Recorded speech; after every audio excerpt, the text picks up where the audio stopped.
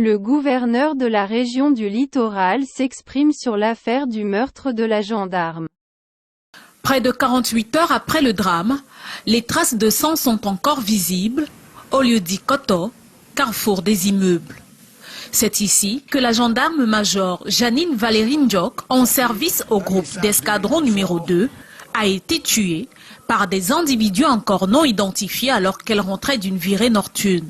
La nuit du 11 au 12, dans cette localité de Douala 5e, une gendarme-major du nom de Ndiok Valérie, qui rentrait à une certaine heure, accompagné de son voisin, a été surpris par 3 personnes sur moto qui lui arrachent le sac. C'est ainsi qu'elle va tout faire pour rattraper le sac qui venait d'être arraché en renversant son ravisseur et récupérant le sac.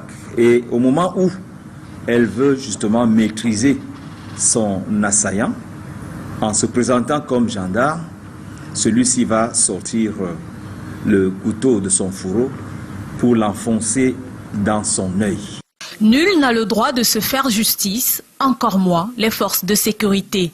Ce message du numéro 1 de la région du Littoral aux populations ce jour arrive au moment où de nombreuses vidéos de violence partagées sur les réseaux sociaux incriminent ces hommes de droit. Je tiens à dire que cet incident est certes malheureux et des forces en réaction pour rétablir la paix dans le secteur.